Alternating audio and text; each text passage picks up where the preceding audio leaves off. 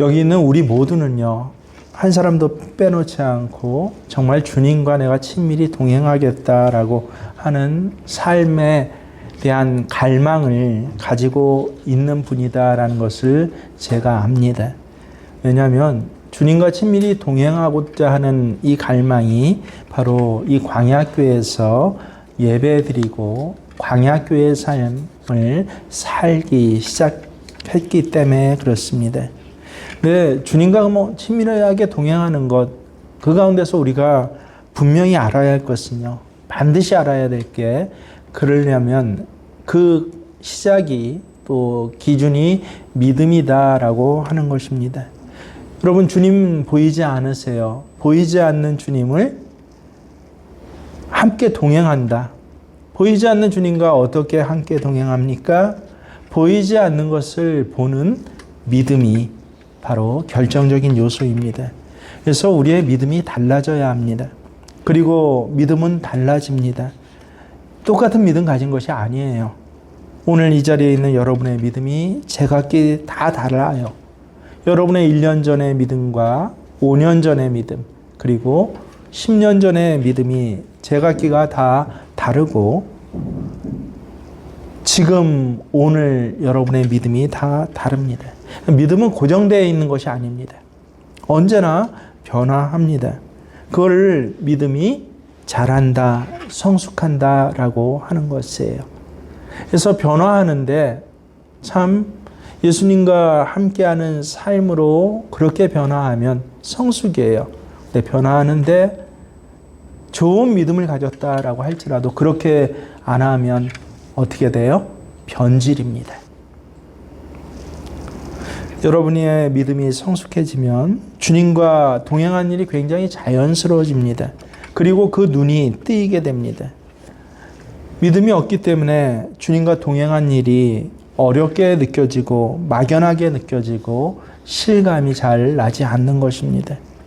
여러분 중에 내가 인격적으로 예수를 만나지 못했다거나 주님과 친밀하게 동행하는 것이 내게는 아직도 그게 뭔지 참 어렵습니다 라고 하는 사람은 다른 이유가 아니에요. 믿음 때문에 그렇습니다. 믿음이 뒷받침이 되지 않으니까 그렇게 느끼게 되는 것입니다. 이번 창조절 기간 동안에 창조절의 세 단어가 뭐라고 그랬죠? 시작, 성장과 그 다음에 성숙과 결실. 이 말씀의 메시지를 여러분에게 드릴 때 여러분 창조절 기간 동안에 여러분의 믿음이 이렇게 성장해서 성숙하고 결실에 이르게 되기를 주의 이름으로 축복합니다. 우리의 믿음이 성장하려면요, 두 가지 방식이 있습니다. 하나는 하나님의 역사를 계속 경험하는 것이에요.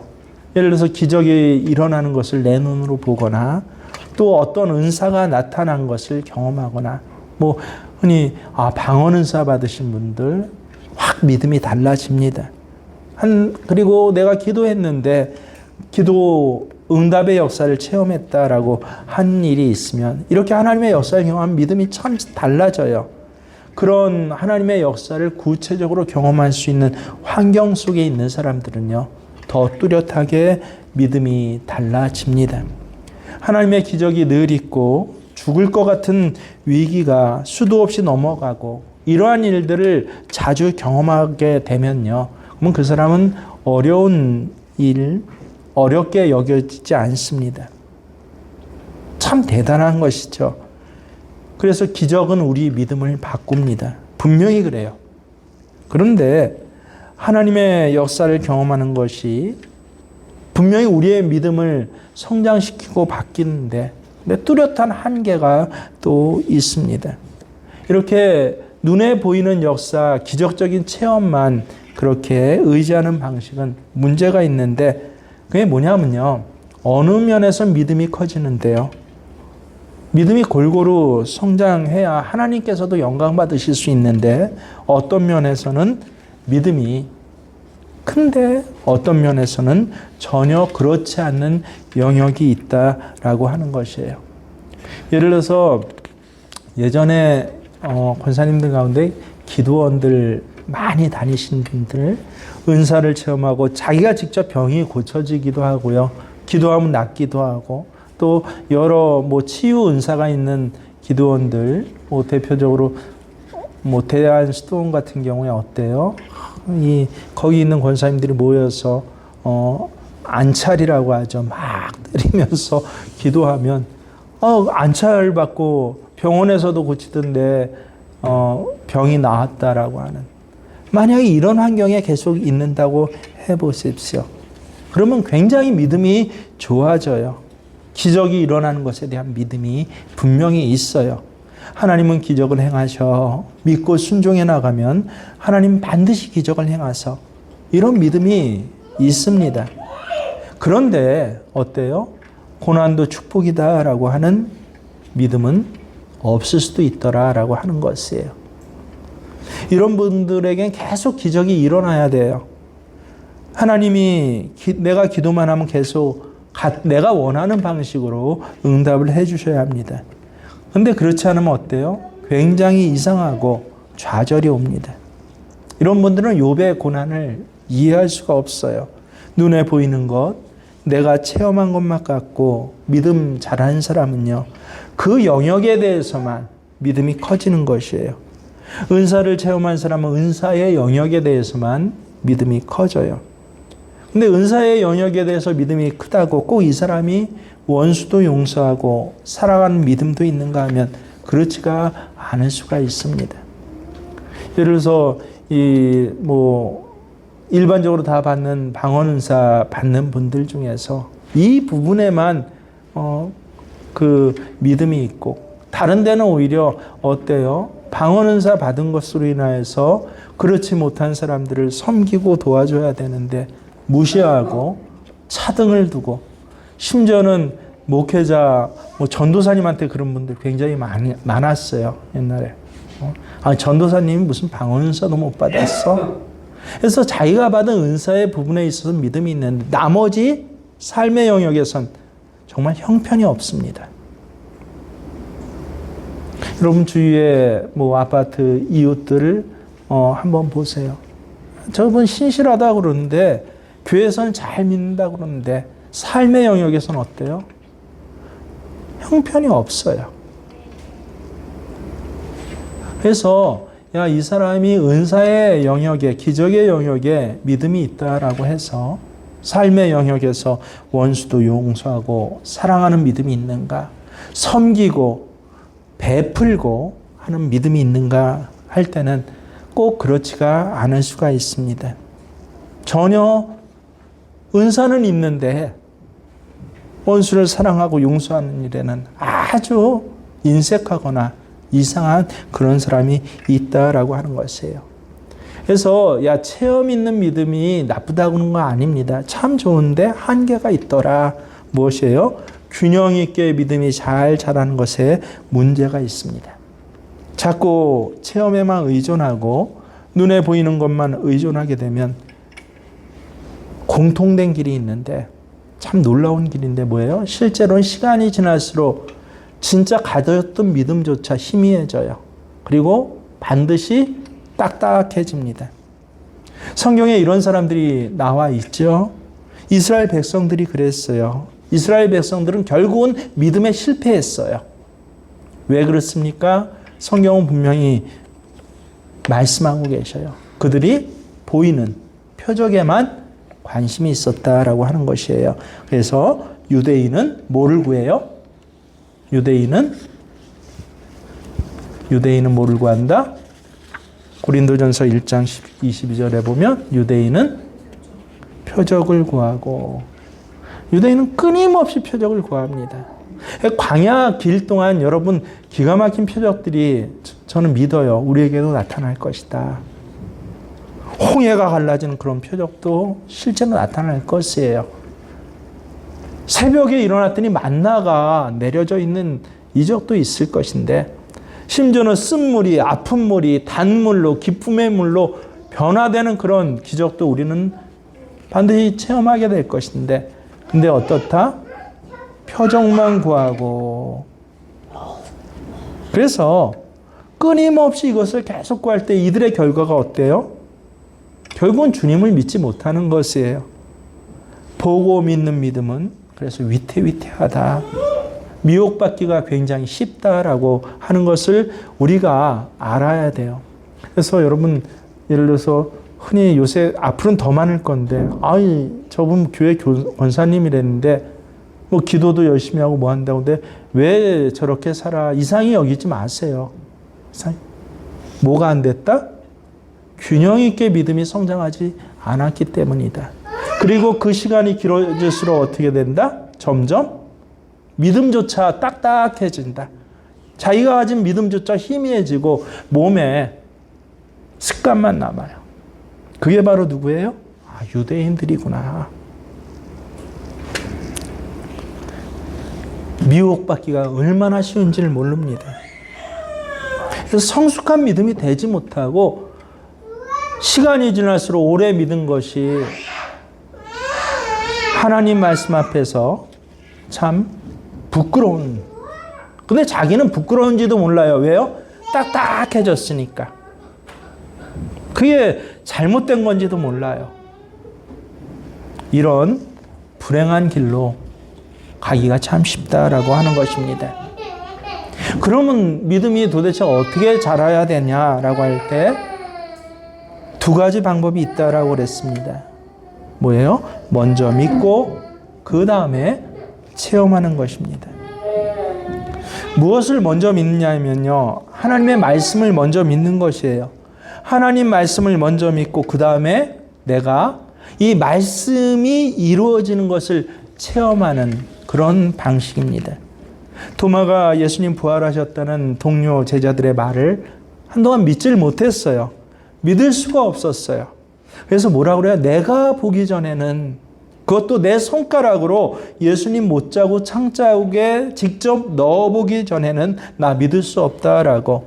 이게 뭐예요? 전형적인 체험을 통해서 믿는 그런 사람들의 모습이에요. 그래서 예수님께서 도마에게 어떻게 했어요? 눈에 보이도록 실제로 나타나 보여주셨어요. 창자국 못자국도 실제로 보여주셔요. 도마에게만 유독 손가락 넣어봐라 라고 했을 때 도마가 그런 믿음밖에 안 되니까 예수님도 그렇게까지 보여주셨구나 라고 하는 것을 우리는 안타깝게 생각해야 됩니다. 이제 내가 믿느냐? 그제서야 도마가 꼬꾸라졌어요. 그때 예수님이 도마에게 뭐라고 하십니까? 요한복음 20장 29절에 시작. 너는 나를 본고로 믿느냐? 보지 못하고 믿는 자들은 복이 있도다. 믿음에 예수님 직접 말씀하신 거예요. 무슨 믿음이 있어요? 본고로 믿는 믿음이 있고 어떤 믿음이 또 있다? 보지 못하고 믿는, 보지 않고 믿는 믿음이 있다라고 합니다. 그래서 저는 여기 있는 우리 모두가 저를 포함해서 예수님을 보지 못하고 믿은 사람들 아닙니까? 그래서 적어도 스스로에게도 나는 시작. 나는 도마보단 나아. 도마보단 나아. 분명히 그렇습니다. 도마는 보아야 믿겠다고 했는데, 그리고 실제로 예수님과 함께 정말 같이 살았잖아요. 예수님 부활한 것도 눈으로 목격했잖아요. 우리는 주님과 함께 실제 살질 않았어요. 부활의 주님을 육신의 눈으로 보지 못했는데도 우리 지금 믿고 있잖아요. 그러니까 우리 안에는 뭐가 있어요? 기본적으로 내게는 보지 않고 믿는 믿음이 있구나. 그게 희미해지고 잘 몰랐을 뿐이에요. 왜 희미해졌어요? 왜 잘 모르고 점점 수그러들었어요? 보지 않고 믿는 믿음은, 그러니까 기적의 믿음은 어때요? 하나님께서로부터 받는 거지만 보지 않고 믿는 믿음은요, 훈련해서 아까 창조절 세 가지 단어가 뭐다? 시작. 성장하고 성숙하고. 이게 보지 않고 믿는 믿음이구나. 기가 막히죠? 그래서 매일 내 삶의 자리에 성장, 성식, 그리고 결실이 없어. 오래 믿었는데 왜 난 이 모양이야? 라고 때론 마음이 그렇게 하나님 앞에 무너져서 기도하는 혹 그런 분들이 있습니까? 뭐가 없어서 그래요? 훈련이 없어서 그렇다. 훈련이 없어서. 우리는 보지 못하여도 믿음으로 하나님의 역사를 분명히 알 수 있어요. 히브리서 11장 3절에 보면요. 믿음으로 모든 세계가 어떻게 했다? 시작. 하나님의 말씀으로 지어진 줄을 우리가 아나니. 여기 내 이름을 넣어보세요. 기가 막혀요. 믿음으로. 이 모든 세계가, 이 모든 환경이 어떻다? 하나님 말씀으로 지어지고 하나님 말씀으로 지금 굴러가고 있고 운영되고 있다는 걸 나 정승철이가 압니다. 기가 막힌 말씀이잖아요. 우리는 적어도 그 믿음 가지고 있는 것이에요. 왜? 보지 않고 예수님 믿었으니까. 다만 내가 훈련하지 않아서 그래서 그 믿음이 뭐해졌다? 흐릿해지고 그리고 딱딱해지고 그렇다 하는 것입니다. 그래서 보지 않고 믿는 믿음은요, 반드시 믿음이 자라는 것에 대한 훈련을 해야 합니다. 이것이 가장 믿음이 빨리 자라고 그리고 건강하게 자라고 가장 크게 자라는 믿음의 방식이고 결실이에요.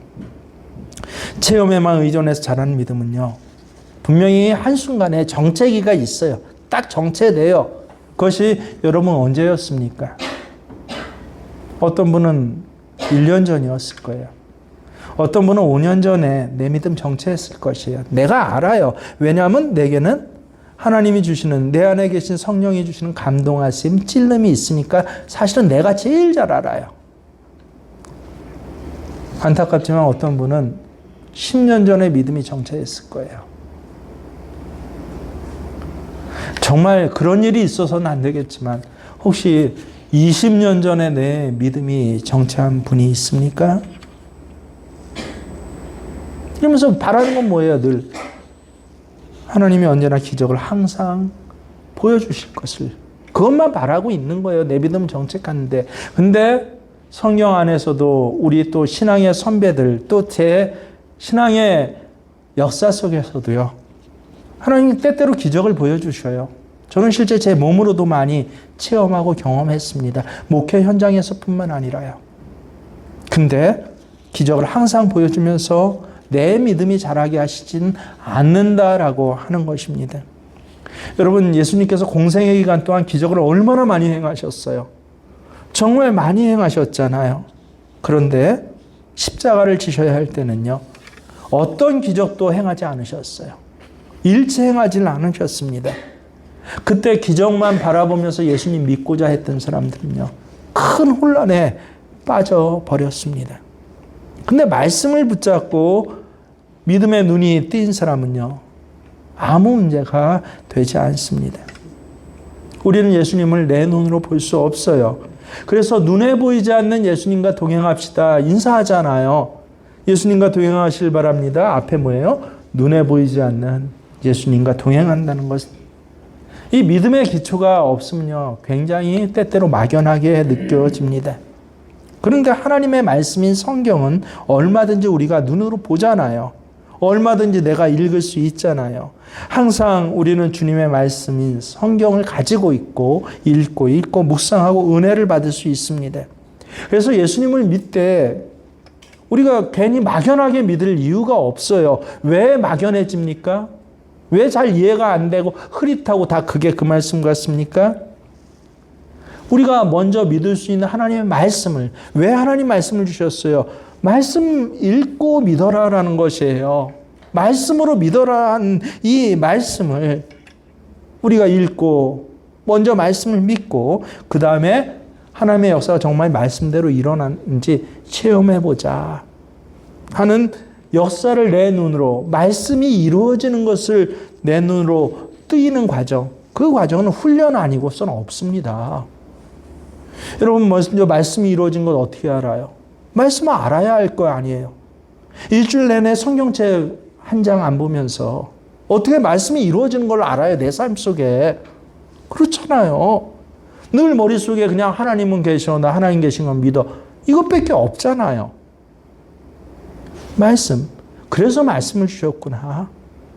그래서 보고 믿는 게 아니라 말씀을 먼저 믿고 보는 그런 신앙의 내용들을 하나님께서, 그게 바로 예수님이 동행하시는 내용이에요. 하나님이 이 믿음을 훈련시키는 방식을 보면요, 항상 그랬어요. 말씀을 먼저 깨우쳐 주시고, 저뿐만 아닙니다. 제가 섬겼던 수많은 교인들, 청년들이 그중에 그 믿음의 성장과 결실을 보는 사람들을 5년 후, 10년 후, 혹은 20년 후에도 찾아오는 청년들이 있어요. 애 아버지가 되어서 찾아옵니다. 심지어는 이제 은퇴할 때가 되었다고 벌써 전화 오는 청년도 있어요. 근데 그 믿음의 결실을 본 청년들은 어때요? 말씀을 먼저 깨우쳐 주세요. 그때는, 그 당시엔 그게 믿어지지 않아요. 근데 중요한 것은 말씀을 붙잡게 하세요. 그 다음에 실제로 체험하게 하세요. 그래서 먼저 믿고 다음에 체험하는 것을 조금씩 훈련시켜 주셔요. 그래서 말씀으로 믿음이 자라게 하시더라. 여러분, 우리 믿음이 느낌 따라가면 큰일입니다. 느낌이나 감정은 왜냐하면 늘 바뀌기 때문에 그래요. 믿음은 분명한 하나님의 말씀에 근거해야 돼요. 그렇기 때문에 우리는 분명한 성경적인 사실들, 또 성경의 말씀을 붙잡아야 합니다. 오늘 야고보서 읽었죠? 예수님 동생이에요. 이 야고보는요. 예수님 제자, 12제자 야고보가 아니라 예수님 친동생이었어요. 그래서 자기 형이에요, 예수님이. 예수님을 메시아로 믿기가 힘드는데, 근데 예수님이 공생애 시작하면서 그러면서 여러 가지 기적과 이적들을 그렇게 행하는 걸 보고, 기적을 보고 예수님을 믿었어요. 정말 야고보는 보고 믿은 사람의 대표적입니다. 근데 오늘 야고보서 1장부터 읽어보세요. 보고 믿는 믿음에 대해서는 이야기하지 않아요. 1장부터 야고보 마지막까지 늘 얘기하는 게 뭐예요? 믿고 보는 믿음에 대해서 야고보서는 말씀하고 있습니다. 그래서 처음에 예수님 사도가 될 때는 내 형 예수가 야 이렇게 이런 사람으로서는 행할 수 없는 기적들, 야 사람으로서는 감히 생각할 수 없는 말씀에 대한 권위들을 실제로 내뱉고 그 자리에서 일어나는 걸 보고 아 예수님이 내 형뿐이 아니라 메시아인가 봐라고 믿었지만 내 사도의 삶을 살면서 어때요? 야고보서를 총괄적으로 하나님을 통해서 그가 기록했는데 야 믿고 보는 믿음에 대해서 야고보서는 말씀하고 있습니다. 그래서 야고보서를 무슨 책이라고 그래요? 우리는 믿고 보는 믿음에 대한 책이구나. 야고보서 1장 2절을 더 천천히 한번 읽어봅시다. 내 형제들아, 함께 시작. 내 형제들아, 너희가 여러 가지 시험을 당하거든 온전히 기쁘게 여기라. 이는 너희 믿음의 시련이 인내를 만들어낸 줄을 너희가 알미라. 인내를 온전히 이루라. 이는 너희로 온전하고 구비하여 조금도 부족함이 없게 하려 함이라. 너희 중에 누구든지 지혜가 부족하거든 모든 사람에게 후히 주시고 꾸짖지 아니하신 하나님께 구하라. 그리하면 주시리라. 오직 믿음으로 구하고 조금도 의심하지 말라. 의심한 자는 마치 바람에 밀려 요동하는 바닷물결 같으니 이런 사람은 무엇이든지 주께 얻기를 생각하지 말라. 두 마음을 품어 모든 일에 정함이 없는 자로다.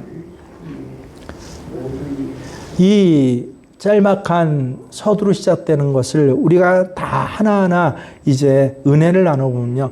야, 이게 바로 믿고 보는 믿음에 대해서 말씀하고 계신다라고 하는 것을 깨닫게 됩니다.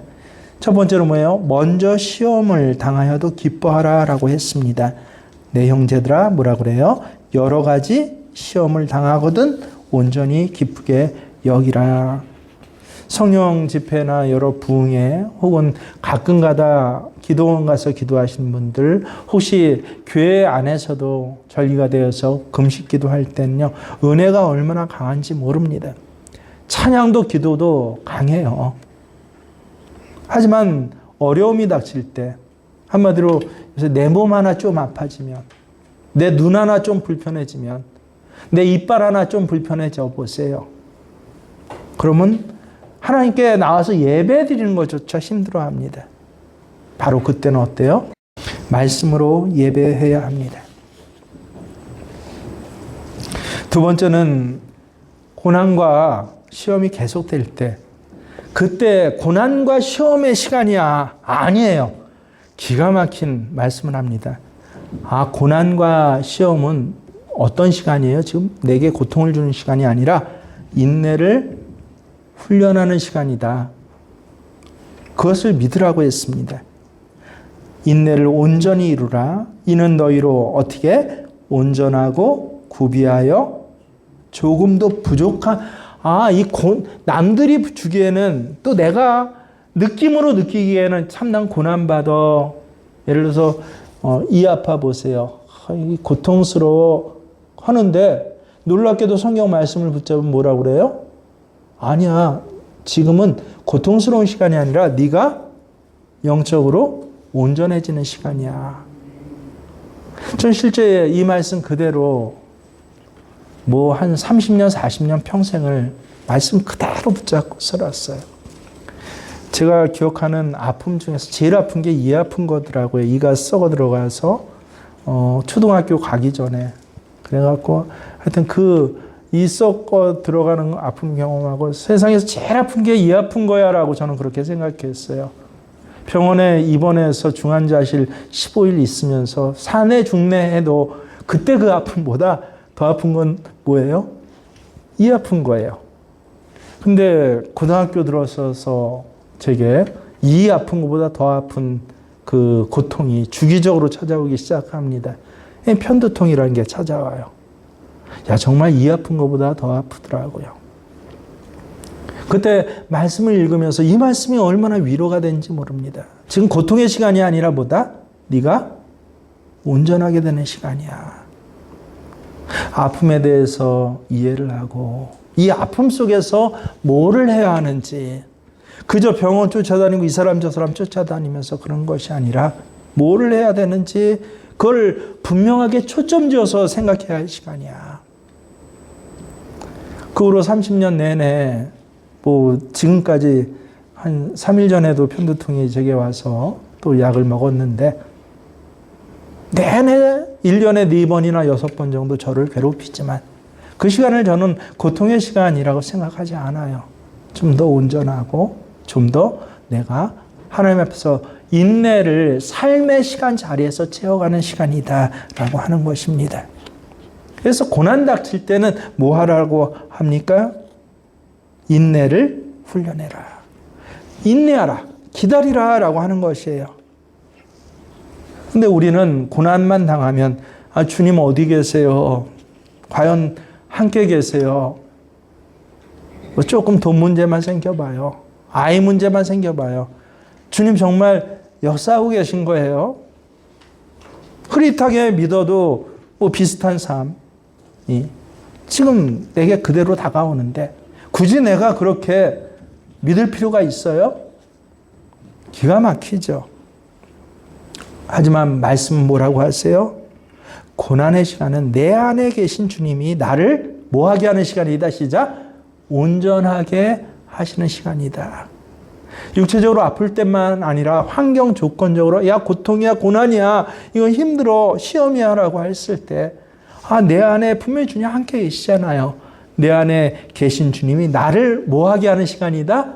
온전하게 하시는 시간이다 라고 하십시오. 이 고난은 절대 나를 죽으라고 있는 것이 아니에요. 죽을 만큼 아프기도 하고 죽을 만큼 괴롭기도 하지만 오히려 이 시간은요, 내가 인내를 훈련하고 이루어가는 시간이다. 그게 고난이에요. 성경의 고난의 정확한 의미입니다. 그래서 고난의 시간이 내게 닥쳤을 때 더 하나님께 집중하는 거예요. 더 많이 회개하는 거예요. 그리고 더 많이 믿음을 성장시켜 가는 것. 먼저 믿고 나중에 체험하는 것. 이게 믿음의 성장 방식이에요. 로마서 8장 28절에 뭐라 그래요? 시작. 우리가 알거니와 하나님을 사랑하는 자, 곧 그의 뜻대로 부르심을 입은 자들에게는 그 다음에 너무 좋아하는 말 있죠. 시작. 모든 것이 합력하여 선을 이루니라. 모든 것이 내 이 고통 고난도 선으로 반드시 하나님 말씀을 약속해 이루어 주셔요. 근데 앞에 뭐라고 그래요? 하나님을 사랑하는 자에게. 그래서 고통과 고난의 시간 가운데 어떤 사람 죽겠어, 뭐해 라고 하지만 어떤 사람 그 시간 더 하나님을 사랑하는 자에게는 반드시 어떻게 하신다? 약속해 주셨어요. 시작. 선으로 이루어 주신다. 그래서 고난의 시간에는 하나님을 사랑하는 믿음을 가져야 할 시간이에요. 이걸 계속 훈련해 가는 거예요. 이게 바로 믿음의 성장이에요. 여러분, 지난 한 주간 어디 조금 불편하신 데 있었어요?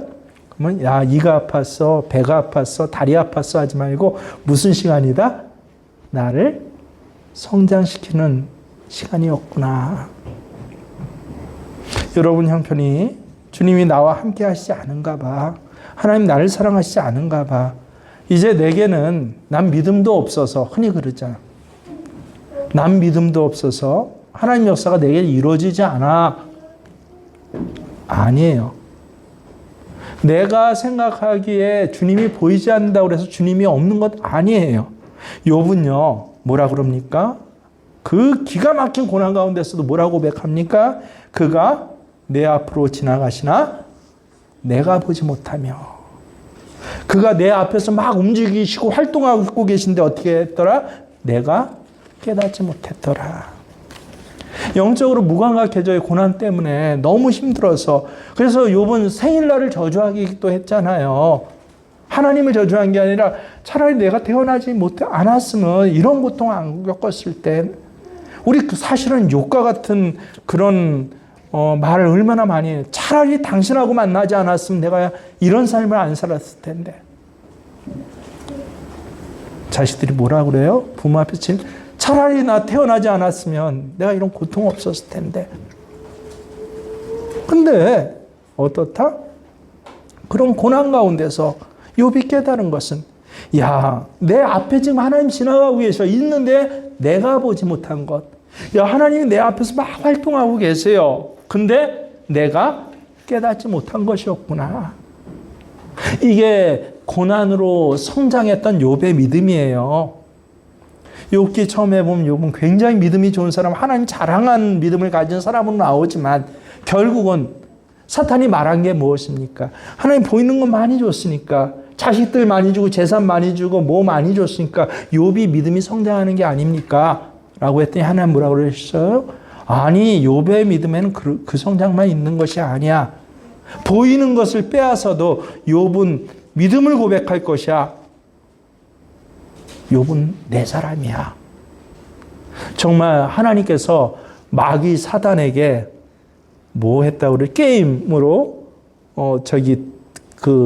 약속했을 만큼 욥은 믿음이 어떻게 돼요? 야, 너무너무 고통스러워서 하나님 어디 있어요? 어디 있나 했지만 이제 알고 보니까 어떻다?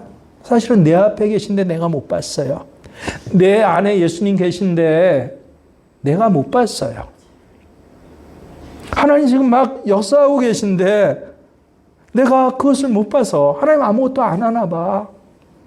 그렇게 얘기했어요.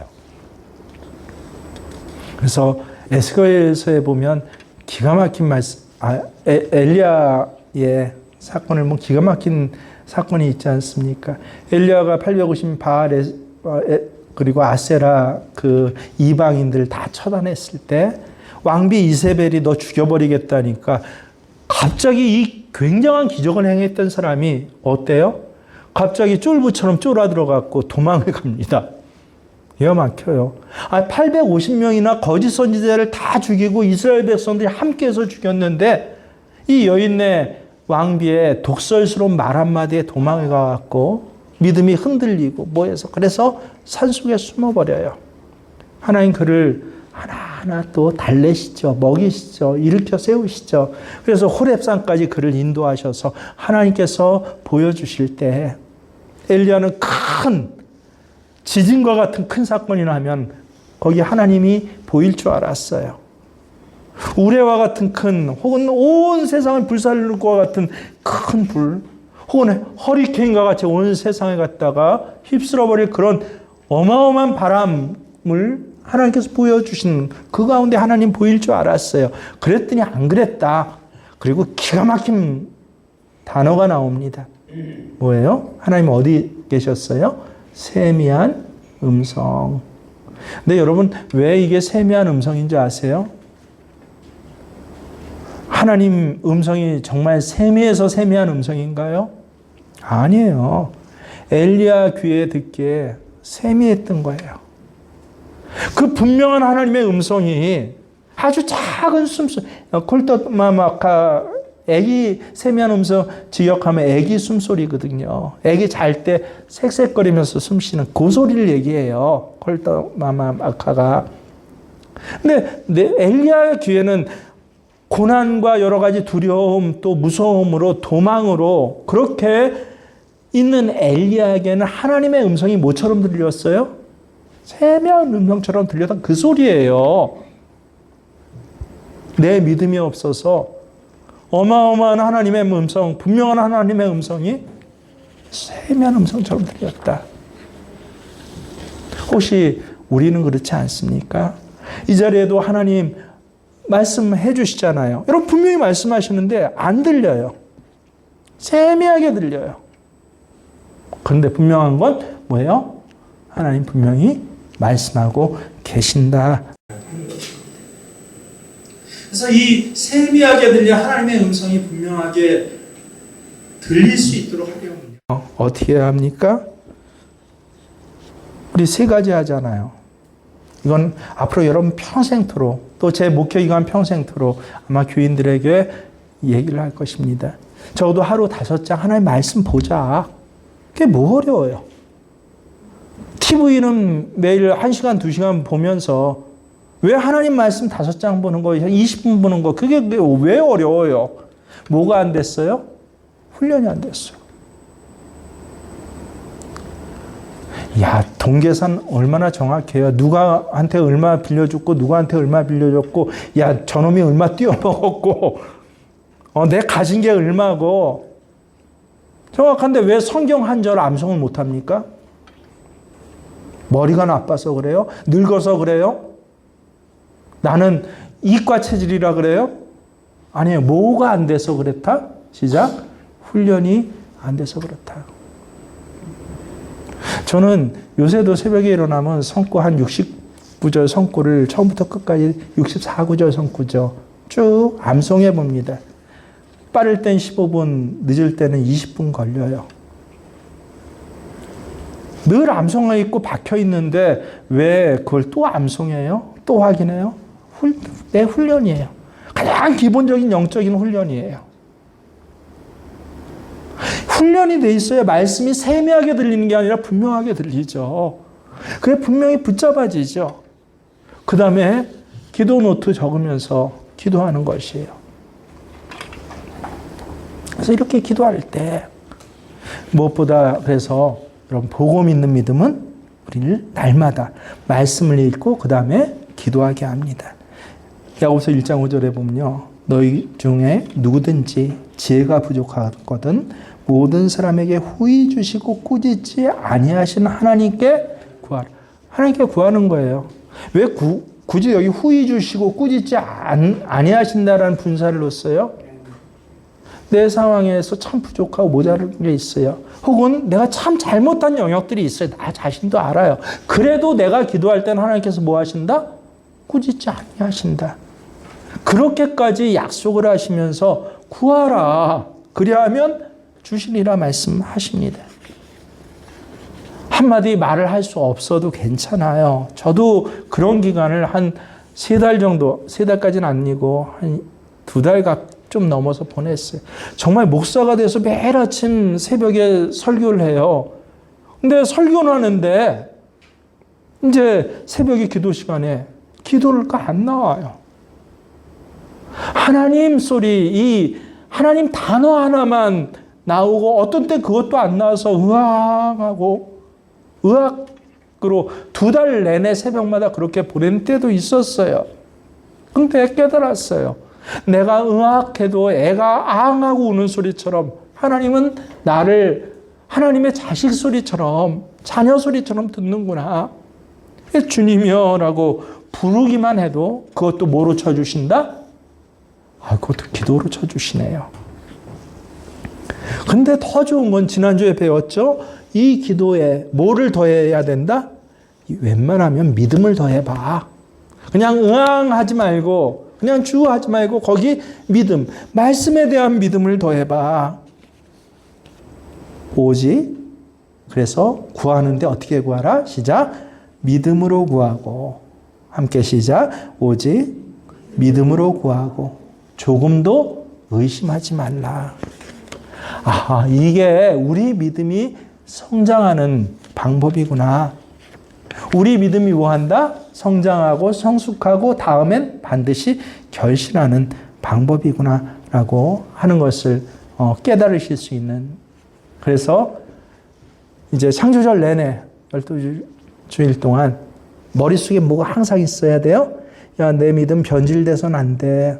나는 정체되어 있다고 하는데 아니, 거짓말이에요. 사탄이 속이는 거예요. 믿음 정체되는 건 없습니다. 믿음은 변해요. 어떻게 변해요? 성장하고 성숙하거나 뭐 된다? 변질된다. 희미하거나 딱딱해진다. 이 창조절 기간에 여러분은 이 두 길을 갈 것입니다. 이때 하나님 내게 주신 말씀을 그대로 믿고 그리고 입으로 고백을 하세요. 훈련이에요. 찬송 부르는데 제가 깜짝 놀랐던 게, 이 서울에서 뭐 교인들 뭐 400명, 500명 하는 곳에서 목회하기도 하고 한 100여 명 좀 넘는 곳에서 목회하기도 하는데 찬양 부르는데 어떻게 해요? 감독님께 다 이루고 불러요. 그 당시 한 20년 전엔 분위기가 그랬어요. 청년회 어디 그때 회식의 상품 회식이 찬양 집회 이대 강당이나 서울 저기 강단이나 거기 찬양 집회 보내는 티켓 주는 거예요. 이게 상이었어요. 보통 10,000원 정도 했는데 그 당시에 찬양이 화천 내려왔더니 찬양하는데요. 입 다 다물고 있어요. 몇몇 그냥 청년들이나 젊은 사람만 찬양하고 나머지 노인들은 어떻게 해요? 딴 데 보고 있어요. 왜 하필 그때 성경책을 봐요? 찬양할 때. 집에서는 안 보고. 기가 막혀요. 입 다 다물고 있고 딴짓하고 있고 애달 어르고 있고. 연습이에요. 훈련이에요. 계속 훈련했어요. 그래서 화천에 내려와서 만들어낸 단어예요. 여러분 찬양할 때 제발 뭐 해라? 시작. 3가지 시작. 목젖이 보이도록 하십시오. 그리고 찬송가 이 가사가 내가 지는 고백하는 신앙입니다. 신앙 고백으로 하세요. 그리고 3번째, 내 소리만 들리도록 하세요. 훈련을 할 때 찬양하면요, 이 찬양 시간이 뭐가 돼요? 말씀이 이루어지는 거 시간이 돼요. 내 믿음이 성장하는 시간이 돼요. 저도 오늘 찬양 중에서 2개를 다시 썼어요. 그 제목을. 찬양 가운데 내가 한 10곡 불렀는데 제 앞에 보면 너무너무 이 말씀 맞습니다. 내가 은혜가 됩니다. 라고 제목을 썼어요. 집에 가서 이제 일주일 동안 또 들을 거예요. 그러니까 말씀을 믿고 이 믿음이 정말 어떻게 이루어지는지를 보라. 믿음이 없다, 흐리다, 예수님 있는 것 같아, 없는 거 하지 마시고 이 믿음을 3가지 다시 한번 내내 할 겁니다. 시작. 성장하고 성숙하고 나는 반드시 결실할 것입니다. 라고. 이 결실, 눈에 보이는 것이 이루어지는 것을 창조절 기간 동안 체험하시는 저와 여러분이 되시길 주의 이름으로 축원합니다.